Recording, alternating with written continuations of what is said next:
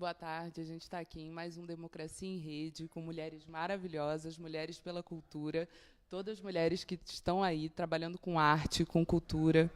E a gente vai ter um bate-papo hoje super descontraído, super bacana. Eu vou apresentar aqui a Nena, é a atriz maravilhosa do teatro. Suzy, que é uma artista incrível, educadora. Petrícia, que é fotógrafa, também atuante aí nos movimentos, nas manifestações. E Thalita, que é artista visual também. E eu vou pedir para vocês falarem um pouquinho de vocês, falarem um pouquinho da ligação com a vigília, com tudo que a gente está vivendo, esse momento caótico que a gente vive hoje em dia, né? Enfim, e aí quem quiser começar, por favor.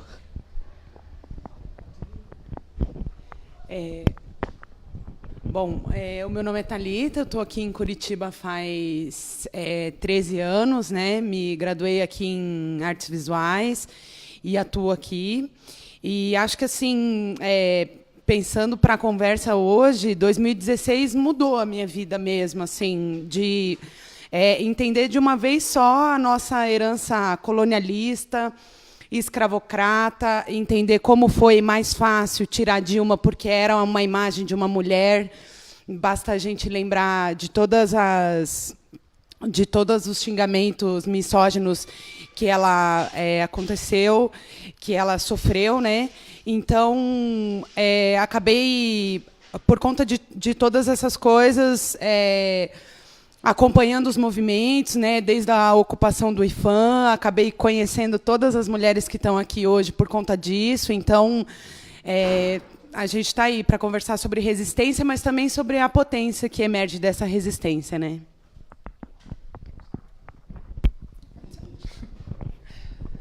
Boa tarde, meu nome é Petícia Jerônimo, eu sou fotógrafa. Tive um chamamento de consciência, eu acho, mais ou menos em 2016 também, quando eu tinha acabado de chegar no Brasil, de estar vivendo um tempo fora, fazendo coberturas também sociais do Black Lives Matter e outras formas de resistência. Chego em Curitiba, a gente está vivendo esse momento horrível da nossa história, que foi o impeachment da Dilma. E recebi um chamamento através da cultura, que foi: vem para cá, porque senão eles vão nos tirar, né? E aí, nesse momento, eu consegui entender onde é que eu queria estar e por que é que eu queria estar. E aí eu conheci todas essas mulheres incríveis também lá no IFAM. Isso. Eu sou Suzy Montserrat e e já estou aí há algum tempo, né, nessa resistência, mas em 2016 também, na ocupação do IFAM, conheci, né, todas essas mulheres. Não, a Nena a gente já se conhece de muito tempo, né? Mas as meninas e outras mulheres, né, que lá estavam, nos conhecemos lá e conseguimos perceber que realmente aquela potência precisava ser mostrada para todo o Brasil e para o mundo, né? Porque simplesmente a gente faz cultura, simplesmente a gente é mulher e simplesmente a gente é forte para mostrar tudo isso para todos e todas nós.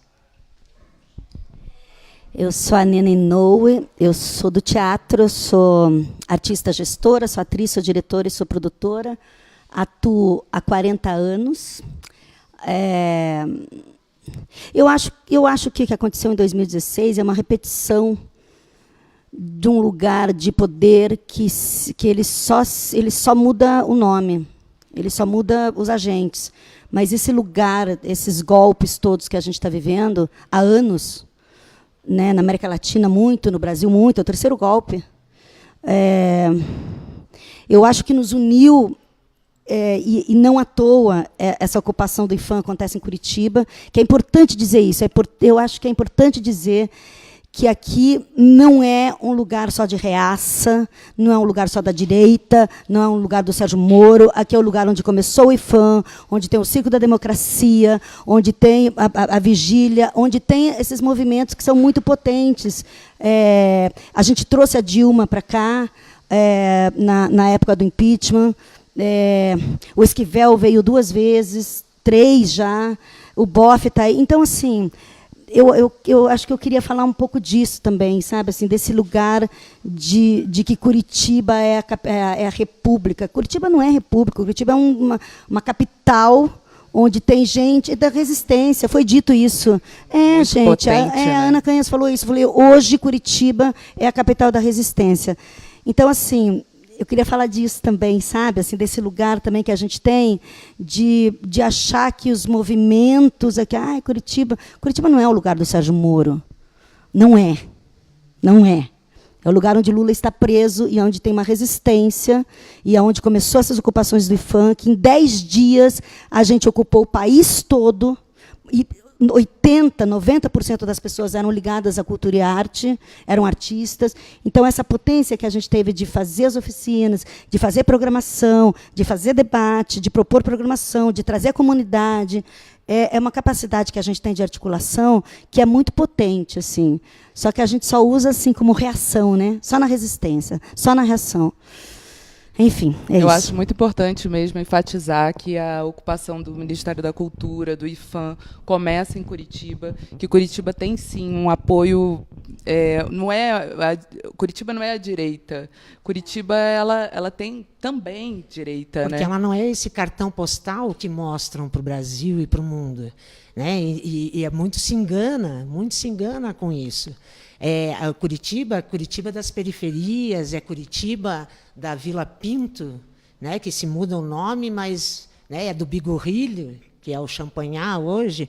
Quer dizer, Curitiba tem isso, né? Você muda a palavra e acha que está mudando a concepção das coisas e não está.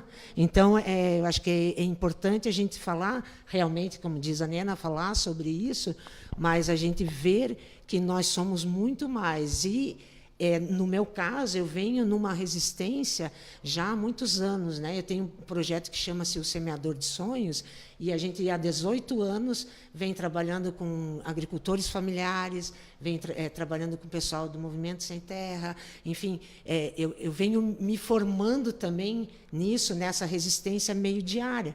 E, quando aconteceu o IPHAN, eu só me achei um pouco mais naquele espaço, né? Porque o que eu digo, quando eu venho aqui para a vigília, ou quando eu vou para a mobilização na rua, quando eu subo no caminhão, eu me sinto muito inteira. Muito inteira. Isso. É muito intenso, né? Eu acho que era legal, só até para quem está assistindo, saber o que foi a ocupação do IPHAN. A ocupação do IPHAN foi o seguinte: o Temer assumiu às 10 horas da manhã, às 5 ele extinguiu o Ministério da Cultura. Então, né? E o Ministério da Cultura ele nasce depois da ditadura. Quando a ditadura acabou, começou o surgimento do Ministério da Cultura. Então, isso quer dizer que nada é por acaso. Né? Não é uma resolução administrativa, é ideológico. Tem uma posição política aí. E aí, a gente foi numa reunião e a gente resolveu que, então, no dia seguinte, o Temer ia acordar já com um problema, que era, já tem lá uma turma de artistas ocupar o IPHAN. O que é o IPHAN? Instituto de Patrimônio Histórico e Artístico, que são os órgãos, é um órgão ligado ao Ministério da Cultura. E, a partir dessa ocupação, que foi feita por 5 pessoas, em seguida, no dia seguinte, já tinha mais gente, e isso virou um movimento que tomou conta do país.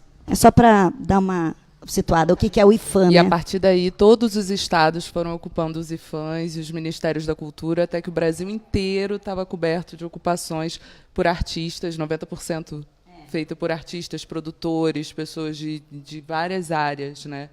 E o Temer voltou atrás. Né? Ele não extinguiu o Ministério da Cultura, mas ele esfacelou. Ele cortou as pernas, ele cortou os braços, ele demitiu 180 funcionários, e o MINC está hoje no que está. Né, que nunca teve num lugar muito, né, a gente tinha várias críticas, né, à política cultural do MINC, mas agora ele acabou, né, está esfacelado. E quando ele volta, o Ministério da Cultura volta, o grande problema era esse, né? As ocupações elas permaneceram porque a pauta das ocupações virou exatamente o fora Temer, porque não adiantava voltar um ministério que ele quisesse dar para nós, né? Exatamente. Não era o ministério anterior. Aliás, uma coisa... só eu que estou falando. Não, mas que tem uma coisa que é importante dizer, que o Ministério da Cultura, com esse governo golpista, foram convidadas 2 mulheres. As 2 negaram. e elas se recusaram porque era um governo golpista e deixaram isso muito claro. Aí o terceiro assumiu, que foi como é o nome? O Marcelo, não, o cara lá, o cara que deu... o Marcelo que saiu por conta daquela história do apartamento e né? Mas é importante dizer isso. As duas mulheres convidadas não aceitaram, porque não aceitaram trabalhar com o governo golpista. E a ocupação do IPHAN, não só a gente conseguiu essa questão de que o Ministério voltasse, mas isso não bastava, como você falou, porque, né, não reconhece o governo golpista, mas também o que acontece na cidade a partir de uma ocupação, né? Eu lembro que, na época, uma amiga que era de fora da cultura falou para mim, mas por que vocês não param alguma coisa no centro da cidade, que vai parar a cidade? E daí eu falei, olha, porque a ocupação ela também tem uma dimensão simbólica muito importante. Né? O IPHAN que a gente tinha aqui, um equipamento cultural do Ministério da Cultura, mas a ocupação é muito além de parar a cidade. É o que acontece dentro da cidade, né? Que eu acho que foi uma semente de toda a resistência que vem depois em Curitiba, que já é uma cidade de resistência, como a gente falou aqui. A gente tem um conservadorismo muito grande, mas uma produção artística do tamanho, né? Se não for maior, proporcional a isso, né? Então eu acho que o que aconteceu dentro do MINC assim é super importante para tudo que vem depois, né? E para a gente estar aqui, né? Porque naquele momento que o golpe acabou de se consumar, eu lembro que todo mundo estava um pouco paralisado, né? E daí eu destaco 3 questões: a ocupação dos Ministérios da Cultura, também a ocupação das escolas pelos secundaristas, que foi uma aula para todo mundo que quer pensar sobre a educação no Brasil hoje, ouça e veja o que aconteceu ali, né? E um terceiro foi a ocupação do MTST ali na Paulista, na época, né? Quando todo mundo estava paralisado, né? Então eu acho que a nossa área, que é a cultura, abre frente, né? É o grande momento assim para não recuar. Né? E você começa, eu nas artes visuais, que é uma área que é elitista, né? O que a gente produz, em sua maioria, é objeto, então é um assédio do mercado, principalmente para o jovem artista. Entendendo essa estrutura, foi isso, foi também ampliar essa noção de cultura mesmo, né? Eu falo de arte e a minha arte se ressignifica a partir de entender isso, mas é também comunicar como uma pessoa que vem da cultura, né? Que é diferente de várias outras atuações, né? A gente tem uma possibilidade, mas quando a gente começa a se posicionar, você vai perdendo alguns lugares, e aí é que a coisa se mostra bastante com lado, né? Mas você também vai se aproximando de outras pessoas, e acho que essa potência de rede é muito, muito importante destacar. Só voltando um pouco, pensando que todas nós, mulheres, trabalhando com a cultura, a gente esteve nesse primeiro momento, que é quando o golpe é dado, quando a gente se reporta agora para Curitiba, que também é um local que está sendo um marco histórico, que é ter essa população toda na rua, no momento que o presidente Lula é preso, ele está ali na Polícia Federal e a população continua fazendo um boa tarde, um bom dia, uma boa noite, fazendo uma programação vasta, fazendo uma série de oficinas, um monte de coisas novas e muitos artistas passando por aqui. O que vocês me dizem desse momento aqui, né? A gente tem que ter também uma consciência de que o grupo do MST é um grupo que dá um fortalecimento para essa vigília, sem dúvida nenhuma. Eu acho que a gente tem que realmente tirar nossos chapéus e realmente abraçar os nossos companheiros do MST, que são os que estão levando, né, essa vigília, o pessoal do PT também, o pessoal da CUT, mas e vejo também essa circulação, né, dos artistas aqui como uma possibilidade imensa, porque a cultura ela traz o sonho do povo, ela traz essa reflexão do que está acontecendo, ela amplia essa reflexão, ela traz algo com a qual eu me identifico com o qual eu me identifico. Então, a gente pode realmente chegar no outro por meio da arte, seja qual for, né? Seja o texto, seja a música, seja a dança, a arte visual, a fotografia, esse olhar que a gente tem sobre o mundo. Então, é importantíssimo que os artistas, inclusive, agora que já faz 40 dias que está acontecendo a vigília, é importantíssimo que os artistas venham, porque o pessoal também vai cansando.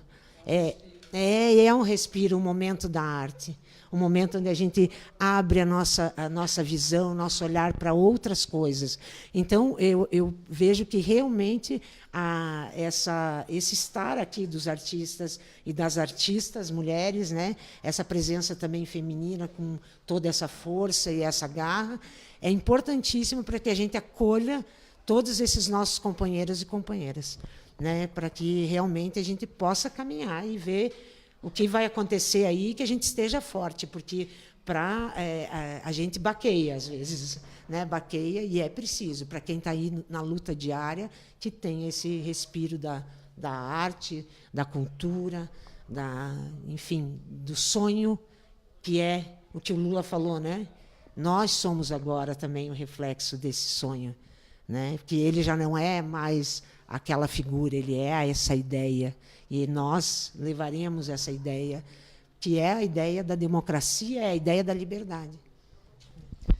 Eu ia falar da fotografia, exatamente, a questão da fotografia, que é o registro, que é o que fica aí marcado também na história, que é o registro audiovisual. O registro fotográfico, ele é o que publiciza ele é também, fundamental, né? O que né? acontece aqui, num outro olhar. Né? Eu acho que ele é fundamental até no sentido mais amplo de nos dar uma fortaleza, às vezes, jurídica, né? Porque quando a gente tem esse registro, a gente está nos protegendo também, né? As mídias vêm também para nos garantir, porque a gente sabe que a mentira está o tempo todo, que a produção de informações completamente errôneas e descaradas acontecem o tempo todo, assim. E quando a gente começa a ter o controle das nossas mídias, né? E falar o que a gente quer com a nossa verdade, né?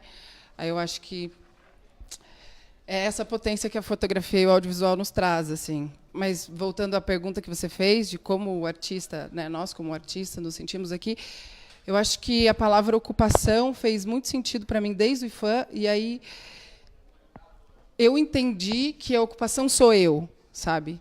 E aí comecei, partindo daí, questionar dentro da minha casa, dentro hoje de uma instituição que eu trabalho também, que é uma instituição formal, né, que é o Museu da Fotografia, onde hoje eu ensino, e aí estar ocupando todos os lugares possíveis, mesmo quando eu entro em um lugar e a pessoa me identifica e diz: opa, mas você preta está aí? O que é que você está fazendo aí? Mesmo quando ela não diz nenhuma palavra, né? Porque viver contrariando todas as estatísticas já é um dos meus recordes. Resistência é nascer preta numa cidade onde o tempo todo as pessoas dizem que essa é uma cidade europeia. E é uma mentira, porque Curitiba também é preta, sabe? Na periferia tem muito negro. E por que os negros só estão nas periferias? E aí, eu, desde criança, muitas perguntas, né? Mas essa pergunta do como eu ocupo, que lugar eu ocupo, surgiu em 2016 também, e aí vem reverberando até agora. Inclusive, estou até fazendo um projeto, enfim, perguntando para 18 fotógrafos do mundo inteiro o que é o lugar que você ocupa e como coexistir dentro de um mesmo frame, né? Pensar no outro e existir no mesmo lugar, porque eu acho que é isso que a gente também faz o tempo inteiro, né? Porque uma voz uníssona vai ser muito difícil de um grupo tão diverso. Eu acho que nem é isso que a gente procura, né? Não é isso que a gente quer. É mesmo a diversidade de todas as palavras, de todos os povos, podendo ser, né? Enfim, acho que me perdi um pouco, mas porque é tudo muito amplo e aí essa sensação que eu tenho o tempo inteiro, e agora a minha vida é viver perguntando e questionando que lugar você ocupa. Quando você fala de que lugar comigo, né? Quando uma pergunta me bate meio atravessada, é: por que você me faz essa pergunta? Por que você acha que é assim? De que lugar você questiona isso? Porque o meu lugar hoje eu sei qual é. Né? O meu lugar é a resistência, sendo dentro da sala, sendo dentro do ônibus, né? Ou podendo, às vezes, simplesmente dar a mão para uma colega e falar: e agora? Como é que a gente vai fazer? Né? Resistir junto, assim. Acho que é um pouco isso. E só para... Quando ela fala, né, Curitiba, né, que é uma cidade europeia e tal, na realidade, foram embranquecendo as pessoas por aqui, né, com o medo, né, do preto. E aí essa que é a grande questão, né? Temos vários nomes super conhecidos, né, e que você vai olhar nos livros e as pessoas estão ficando brancas lá cada vez mais, quando o tempo passa, né? Não, tem um caso que é muito emblemático aqui, que quem é de Curitiba vai saber. Teve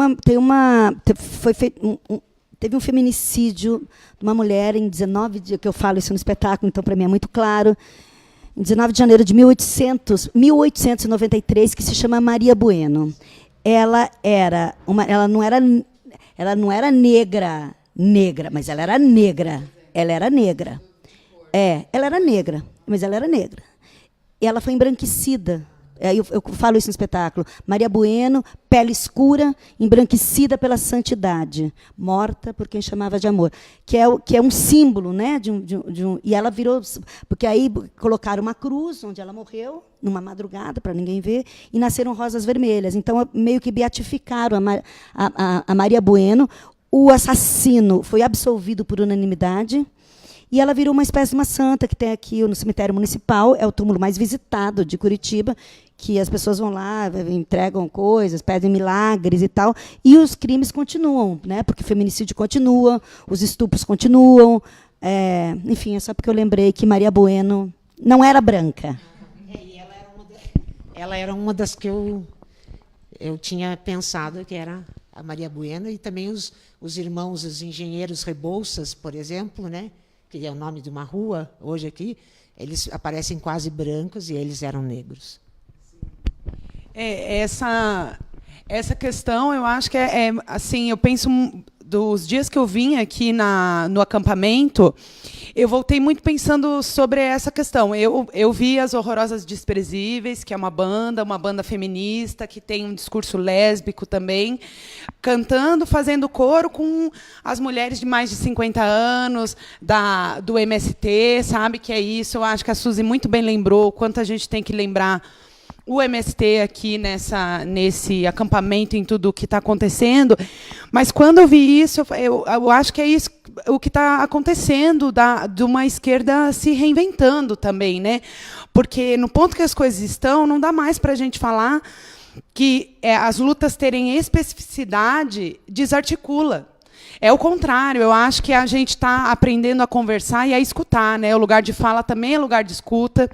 E eu vejo no acampamento, para além do que a Suzy fala dessa potência da arte, da gente se enxergar enquanto sociedade e da gente sonhar enquanto sociedade, para além disso, eu acho que o acampamento acontece uma diversidade efetivamente, sabe? Que é o artista junto com a mulher assentada do MST, que é junto com a professora universitária.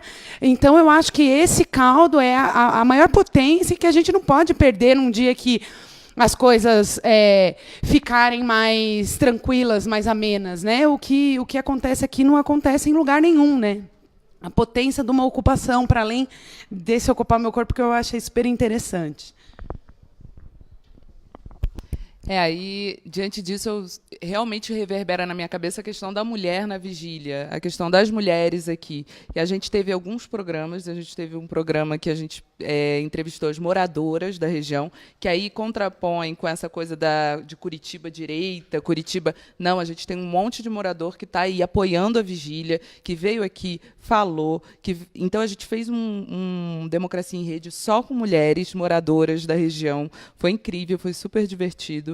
E depois a gente fez também um programa que era só com mulheres no Dia das Mães, somente com mães.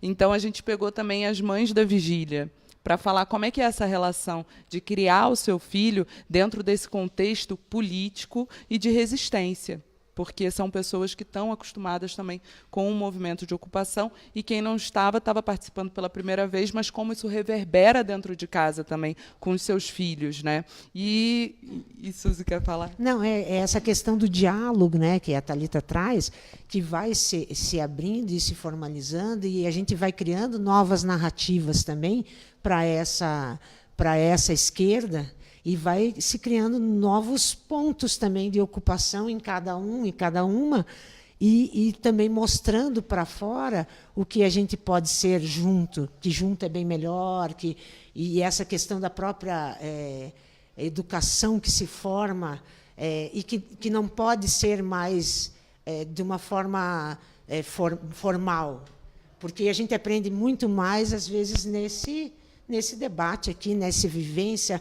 na rua, onde você está realmente fazendo, você está inteiro e inteira nisso. E aí você pergunta da questão dos filhos, né? No Dia das Mães eu até assisti esse programa, que foi muito legal.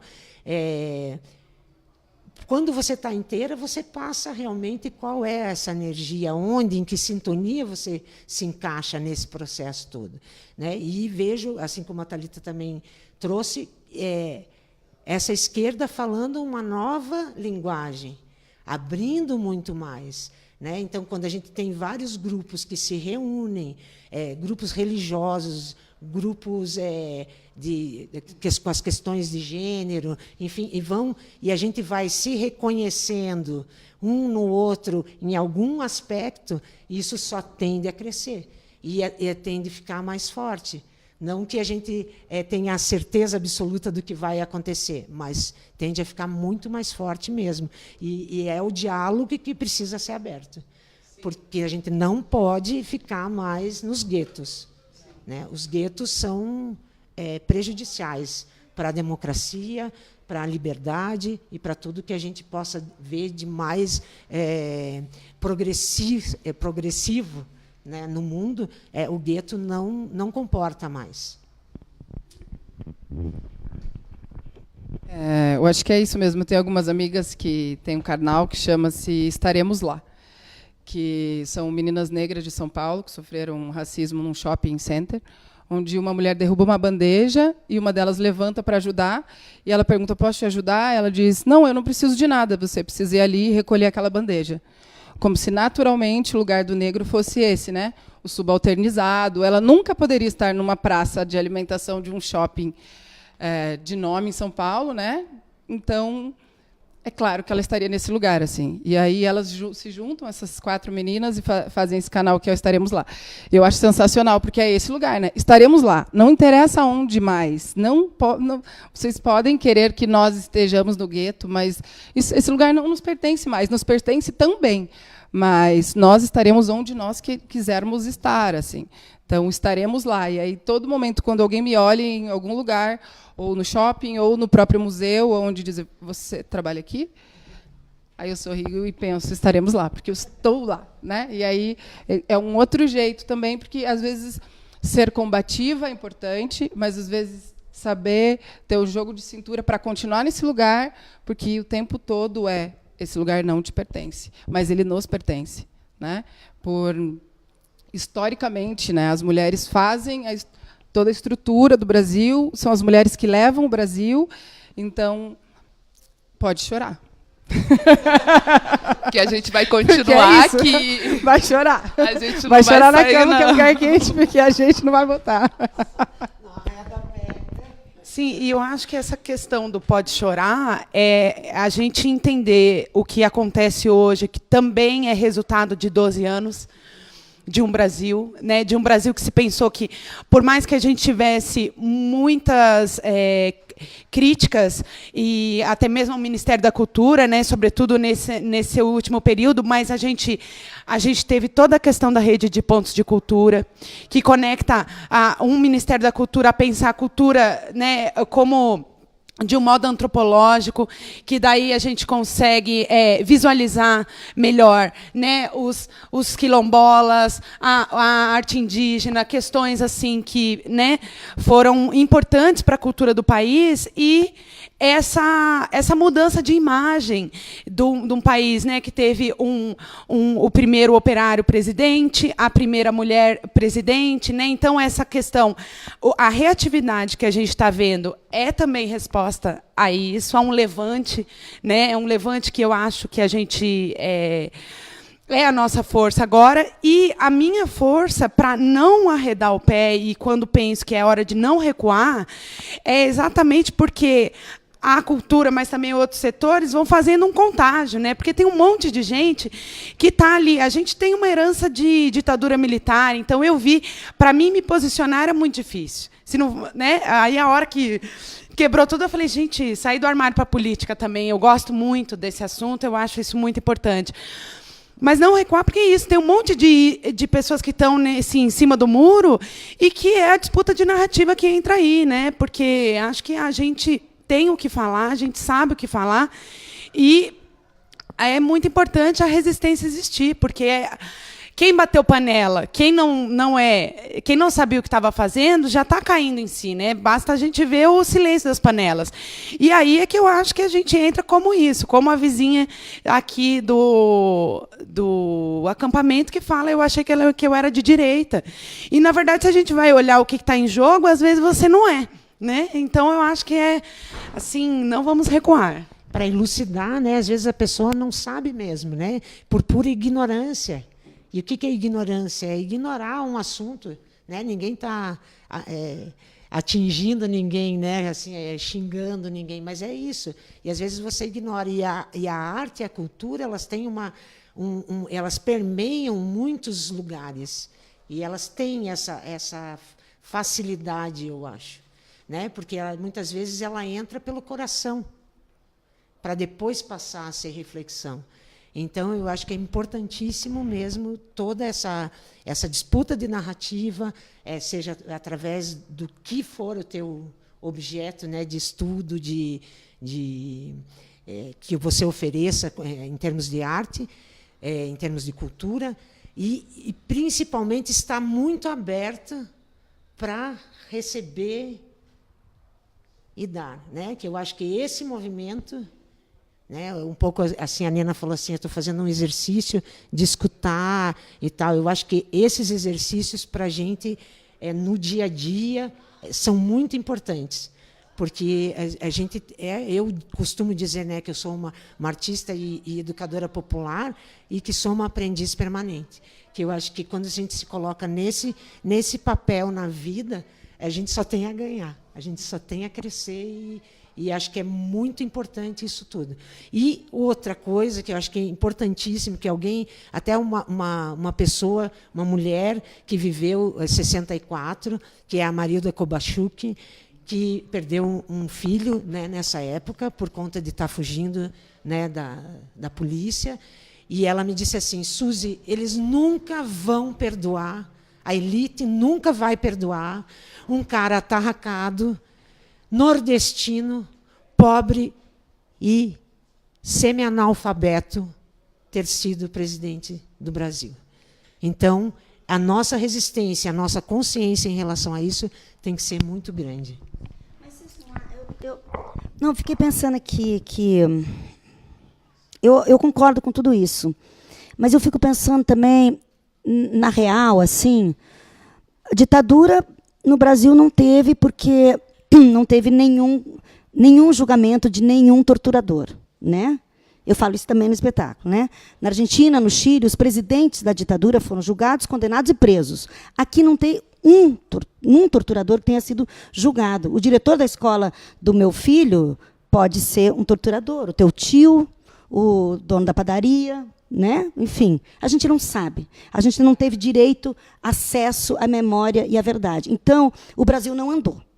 O Brasil não andou nesse ponto. A única pessoa, o único governo que fez isso foi a Dilma, que fez a Comissão da Verdade, e que teve um trabalho do cão, e a sociedade não deu bola para isso, não considerou. Ninguém tem acesso. Porque não querem ter, né? Enfim, e porque a justiça brasileira está impedida por conta da anistia ampla, geral e restrita, então não pode fazer julgamento, não pode, enfim. Mas o Brasil continua réu na Corte Interamericana dos Direitos Humanos pelos crimes cometidos na ditadura. Então a gente não andou. A esquerda, eu acho que a esquerda está num lugar que precisa ir se reinventar. Como? Está se reinventando como? Exatamente, na prática. Qual é a posição da esquerda nacional? Porque assim, a gente não pode falar de guetos e também não pode, eu acho, essa altura do campeonato, em quem que vamos votar. Vai ter um vai ter 1%, o outro vai ter 3%, o outro não sei o quê, e vai dar Bolsonaro, se a gente não se espertar. Então, eu acho que essa esquerda também precisa se reinventar de verdade. Na prática, quais são as estratégias nacionais que vão acontecer? Então, mas é que é disso que a gente está falando. Porque as eleições estão aí, a gente teve uma eleição que foi um fiasco, é um fracasso, e vai acontecer de novo, se essa esquerda não acordar. Porque a direita já está ali. Né? Estaremos lá, eu acho super bacana, mas eu fiquei pensando, a gente já é, porque a gente estaremos, vai num outro lugar que eu acho que isso tem a ver um pouco com tudo isso que a gente está falando, que é um lugar ideal, que é um lugar um pouco... acho que tem um delay entre o lugar que a gente quer e que a gente defende, que a gente acredita, mas o lugar em que a gente está, de fato. Eu acho, por exemplo, que tem pouco artista aqui. Eu acho que deveria ter muito mais artista. Eu mesmo vim 5 vezes aqui. Então, assim, acho que deveria ter mais... Estou fazendo essa crítica só para dizer que a gente, na prática, eu acho que as coisas estão desandando um pouco, e se a gente não se despertar, se a gente ficar no discurso, se a gente ficar achando que está ganho, o que quer que seja, e se a gente ficar com essa palavra de resistência... Eu fui no encontro lá do Sinja, que foi um encontro de geografia, fui convidada lá para o MCT, fiz o espetáculo. Eu acho que o MCT é um movimento, na prática, real, que existe. Ele está aqui. Ele está queimando pneu, ele está plantando, ele é o maior produtor de grãos do país. Então, assim... Um movimento com status de presença. Exatamente. Né? Eu acho que a gente precisa estar. E eu acho que a gente está e não está. E essa coisa da resistência, dessa palavra resistência, então, nesse encontro falavam o seguinte, que a resistência tem alguém empurrando, fazendo uma força, e você está resistindo. Essa é a resistência. A gente tem que parar de resistir e ir para frente. A gente tem que começar, porque senão a gente fica só nesse movimento da resistência, do peso que vem, da coisa que vem. A gente tem que passar disso. Porque senão a gente vai ficar aqui só na resistência, gente. Só na resistência. A gente tem que andar, a gente tem que empurrar esse troço e caminhar, sabe? Porque eu acho que se a gente... outra coisa. Eu acho que a esquerda e os homens da esquerda são muito machistas. Na sua Isso, com certeza. Boa parte dos homens de esquerda são machistas. Os da direita são mesmo e pronto. Mas, boa assim, parte de todos os homens. Mas a esquerda não deveria ser. E aí da esquerda não deveria ser, o discurso, né? Enfim, mas é um trabalho a isso ser que eu queria feito, dizer. Né? É um trabalho a ser feito.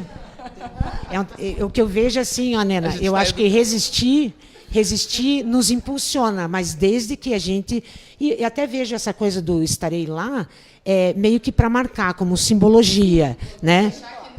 Eu vou estar lá. E porque eu estou sempre, né? E o que eu vejo assim que essa resistência, claro, a gente tem que caminhar. Eu não estou falando também aqui que essa esquerda já se redescobriu totalmente e tal, mas eu vejo que nessa prática, principalmente na vigília, eu tenho estado aqui quase todos os dias, né? Muitas vezes, né? Mas o que eu tenho visto assim que está mudando o jeito de eu conversar com meu companheiro, com a minha companheira, porque isso estava muito ruim no final de 2017, estava muito ruim o diálogo, estava bem pesado, bem difícil. Eu acho que já está dando uma outra cor, porque agora a gente está aqui, ou a gente se junta, porque existe uma questão que é meio única, que é a questão da democracia pela figura do Lula, né? Mas é a democracia que está em jogo e é o nosso...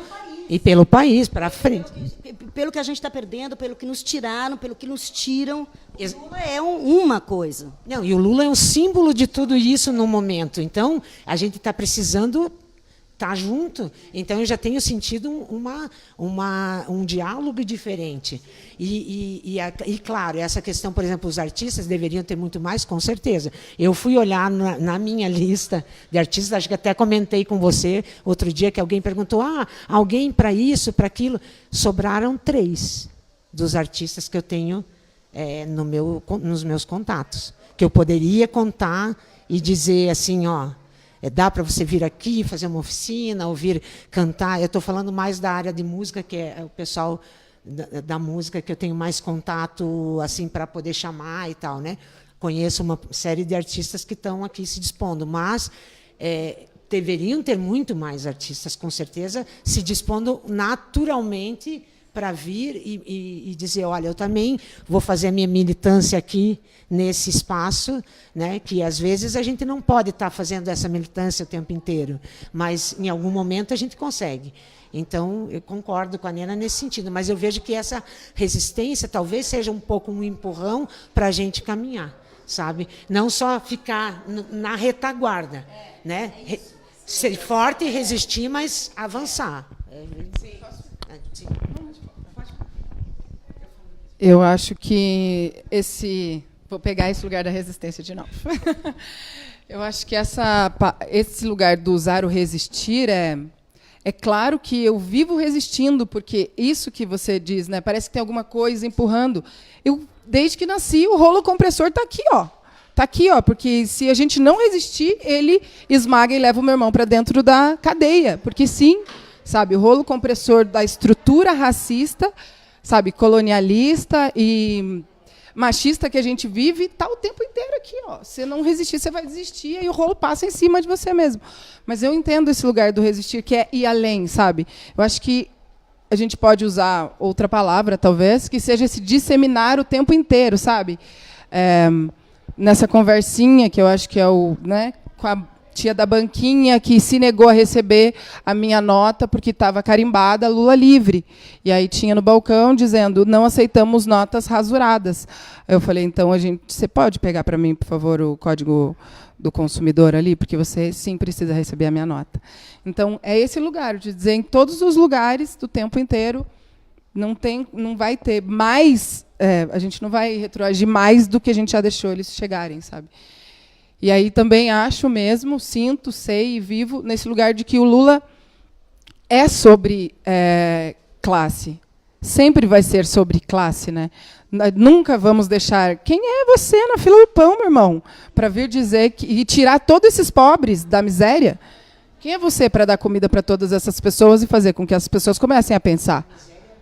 Absoluta, né? De comida, e aí de educação, né? Quem é você para pensar que vai entrar na universidade e vai disputar com meu filho? Né? Aí, dentro todos esses lugares, ainda, pessoas que hoje aqui usam das cotas para se beneficiar, sendo pessoas chegando de Audi na Universidade Federal e fazendo medicina, que já usaram as cotas. Né? E aí tentar, porque são muitas frentes o tempo inteiro, né? Porque não dá para fazer um recorte só Patrícia, fotógrafa, artista, né? Patrícia filha, Patrícia vida, Patrícia que aí vai lá na Educafro para a gente tentar na frente da Polícia Federal fazer uma manifestação e dizer, ó, ela está chegando de Audi e ela realmente pediu foi para uma câmera de bronzeamento e conseguiu, né? E está estudando pelas cotas, enfim, a gente ainda não conseguiu isso. Mas é isso. Desculpa. Operacional das cotas na universidade. Eu acho que isso é uma exceção, acho que que acontece, mas eu acho que a gente não pode alimentar isso. Só para deixar bem claro aqui que, claro, não. É claro, já tem estatística, o quanto as cotas mudaram a cara da universidade do nosso país. E que nós não estaríamos onde estamos, eu, Patrícia, não estaria aqui hoje, se todos esses movimentos de cota e de lugares, e da rede de mulheres negras, que é super potente aqui, também não estivesse agindo para tentar capturar essas pessoas que são a exceção, que tentam nos desmerecer ou desmoralizar, oprimir mesmo, né, esse nosso processo que é de tentativa de resgate histórico, de reparação histórica, que é as cotas, e que funcionam muito bem. Né? É isso. Eu acho que todas as contradições que vão vindo e que daí é legal a gente colocar a exceção por não ser para que as coisas acontecem, né? Para que as coisas foram projetadas. Mas também, porque é isso, a gente também está respondendo à pessoa que fala que vai baixar o nível do ensino. né? E aí, quando, na verdade, o que eu tenho visto como educadora também é que você tem toda a universidade se abre a toda uma questão de saberes que as pesquisas começam a vir do corpo, né? A menina negra que faz a pesquisa sobre representatividade, a transexual que fala sobre a sua realidade, e isso eu acho que tem mudado toda uma estrutura de educação. Isso é muito potente, da gente se entender e conversar e encarar também uma contradição da pessoa que vai lá e fala sou contra, mas vai lá, burla e entra na universidade por uma cota. A gente encarar todas essas contradições, né? Da questão do que você fala, Nena, de quando que a gente vai se despertar, a gente vê coisas mesmo. Eu acho que aí isso, no plano pessoal e no plano público, a gente vê claramente que aquela, como se diz, quando a água bater na bunda, né? Ali, quando Dilma estava saindo, a coisa de colocar Lula ministro foi isso. Ali, quando a gente vê Freixo, Manuela, Boulos em cima do caminhão com Lula, é isso também. Então, assim, não sei quando a gente vai aprender a não aprender pela dor, mas isso tem rolado. Mas, assim, eu não largo a palavra resistência, porque eu acho que resistência não é uma questão de escolha, né? É uma questão, um corpo, né? E a gente pode aprender sobre resistência com quem está nesse rolo compressor, quem está mais perto, né?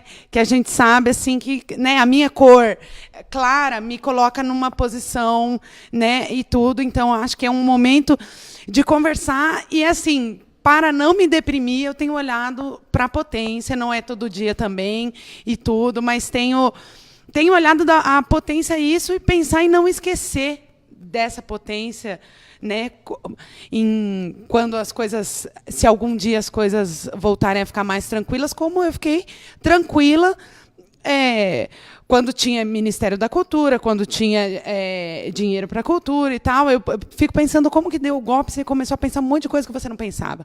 Como isso, quando eu falei, será que vai ter ditadura? Mas pensar que a ditadura na favela nunca acabou. E isso que a Nena traz, né? A nossa ditadura não tem memória, as coisas estão vivas aqui, né? Então, essa coisa passado, presente, futuro, tudo ao mesmo tempo, né? Acho que foi o Frei Beto. O Frei Beto costuma dizer que a ditadura no Brasil foi a pior, porque aqui ela não existiu. Apagaram. A gente já está começando a caminhar para o final do programa, né, para encerrar o programa. Eu queria uma última palavra de vocês, assim, para dizer o que vocês deixariam de força, de palavras de força, enfim, que tenham a ver um pouco com o que está acontecendo aqui. Tem uma programação grande, acho que os artistas podem, sim, estar chegando mais. A gente vê, sim, que, de maneira geral, todo mundo deveria estar chegando mais, mas acho que também existe essa consciência também que está vindo aos poucos através da dor. Infelizmente, não é uma opção, é uma necessidade estar aqui. Então, acho que, nesse sentido, a gente compartilha muito sobre essa questão que a gente vai aprendendo, né, com o passar do tempo. O que vocês teriam para dizer para todo mundo que está vendo, para todo mundo que está aqui, para quem está podendo estar aqui e quem não está podendo também? Porque tem gente que queria muito estar aqui e não está podendo vir. E fala aí, vocês. Tá, eu vou usar uma palavra que a gente sabe que o comercial já está usando pra caramba e está difícil de entender o que é empoderamento, né? Meu Deus, porque agora até o shampoo vende empoderamento. Quando eu era criança, eu usava óleo soia no cabelo, não estava escrito empoderamento, né? Não sabia, mas ok, minha mãe estava lá para me dizer o que era, né? Então, mas eu entendi o que era empoderamento quando eu comecei a me perguntar que lugar eu ocupava. E aí, quando a Nena começou a conversa, ela falou, é importante lembrar que depois de 5 horas que ele tinha tomado, eu nem digo o nome dele porque traz mal agouro mesmo, ele extinguiu o Ministério da Cultura. E aí, nesse minuto, quando eu me entendo artista, eu falo, caraca, eu sou muito poderosa mesmo, mano. Não querem que eu diga o que é que eu posso dizer que é tão importante e perigoso. Nossa, como boa sagita, já quero agitar, já penso, tem uma coisa... E é esse lugar do empoderamento, né? É a gente entender que a voz é tão forte, tão poderosa, que querem tirar. E aí, nem sempre a gente tem nem o microfone, nem uma câmera fotográfica, e nem, às vezes, nem o poder da palavra de conseguir formular, né, sentenças para ser poderosa, ou estar na marcha, quando dá para a gente estar na marcha. Mas falar com as pessoas que produzem cultura, ou as pessoas que não produzem cultura mesmo, que quando dá, fala com o coleguinha. No máximo que der para interagir e para trazer o outro. Eu sei que é difícil tentar não ser agressivo, e eu até acho que a linguagem agressiva é ótima, muitas vezes. E eu adoro. Mas fazer a conversinha com o coleguinha e puxar, como aconteceu comigo esses dias, eu estava entrando no ônibus, e aí o cara soltou uma bolsonada, não sei o quê, e aí eu fui para o outro lado, eu falei, mano, vou sentar lá do outro lado do ônibus, não vou nem ficar perto dessa criatura. Aí fui 15 minutos do ônibus, pensando. Chegou uma hora que eu não aguentei. Eu saí do meu lugar, fui lá atrás e falei, desculpa, vamos conversar. É que assim, o que você disse, mano, não tem muito sentido, porque você é preto que nem eu. O cara falou que não vai deixar nem a filha dele casar com a gente, mano. Vamos conversar sobre isso. Por que você acha que essa pessoa poderia ser o presidente do nosso país? Ele disse em alto e bom som que ele não deixaria ninguém casar com você, porque você é tão podre que é esse lugar. Você gostaria que essa pessoa fosse. Não estou falando nem direita e esquerda, mano. E aí o cara falou, não, mas é que aquele negócio das armas. Aí eu falei, não, mano, você é preto, pobre, você vai ser o primeiro a tomar o tiro na cara. Vamos pensar sobre isso, sabe? Porque essa história de abolição da escravatura, após, né, essa falácia toda. E aí eu comecei a me colocar nos lugares mais assim de respirar e não perder o coleguinha, porque a gente precisa de todos os coleguinhas, sabe? Falar, não, volta aqui só um pouquinho, vamos conversar. A tia da mercearia vira a chata do rolê, porque se o negócio é ser a chata do rolê, eu não vou existir de outro jeito, então. Eu vou existir da melhor forma que eu posso ser agora. Não sei, eu acho que é esse tomar o poder da fala, do que a gente pode ter, sabe? Se perceber, assim. Se olhar lá dentro mesmo, quando... Não sei. Então, eu acho que esse povo, por exemplo, das Testemunhas de Jeová... Sim, agora, eu estou assim para o feminismo. Eles não pararam de militar. Eles vão de casa em casa, eles estão na praça, eles estão ali, eles estão ali há muito tempo. Eu acho que a gente, num momento, e talvez muito o PT, porque o PT vem de militância, é um partido que se formou na militância, tanto que no segundo turno da Dilma, a militância foi para a rua de volta. Então, eu acho que a gente tem que voltar a fazer isso. A gente tem que ir, não é chato, não, é fazer esse trabalho. E a outra coisa que eu acho que eu queria dizer, que também é uma frase do espetáculo, é que eu faço um espetáculo que fala sobre histórias reais de mulheres. Aí me vem, né? Pensar, já que a gente está falando de mulher, cultura e resistência, que a gente pense, cada uma, e que cada mulher pense qual foi a última vez, que essa é uma frase impactante do espetáculo, que as pessoas ficam assim, e que é muito simples, qual foi a última vez que você ficou quieta? Querendo não ficar. Eu acho que isso... É isso que eu queria dizer. Então, o que eu vim escutando uma música que a Ana Canhas canta, e eu não conhecia, mas as duas primeiras frases que falam bem isso, posso perder o ar, mas eu não vou ficar sem a voz, não vou calar. Podem me tirar o chão e eu ainda assim cairei em pé. Então, eu acho que é um pouco isso que a Nena traz também, né? Qual a última vez que você ficou calado, não querendo ficar, né? Então, por mais que essas forças todas estejam querendo convergir para nos anular, a gente vai estar firme e resistente nesse sentido, assim, né? Encarando a coisa. E a revolução será feminista ou não será? Sim. Boa. Se cuida, seu machista. A América Latina vai ser toda feminista, né? Não é à toa, né, que não é à toa que, de fato, na América Latina, de fato, nesse lugar que não é hegemônico, a mulher ela é mais fragilizada, né? Não é à toa. A minha fala também vai na mesma linha das meninas, que é assim do diálogo e é dos lugares da cidade mesmo, assim, que o que muda esse país é mesmo a gente trabalho de base, é dialogar, porque o Brasil é um país popular, assim, o Brasil é isso, assim. Então, para mim, é da onde eu tiro a minha força, é também do não me calar, mas também em ir dialogar com pessoas cada vez mais distantes de mim, né? E assim eu aprendo muito. Eu quero agradecer a presença dessas mulheres maravilhosas aqui. É super importante a representatividade de todas vocês aqui falando. Foram falas incríveis. Acho que a gente aprendeu muito, todas nós e quem estiver ouvindo.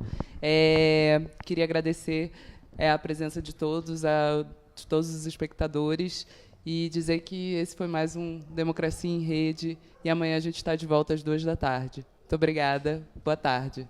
Lula livre!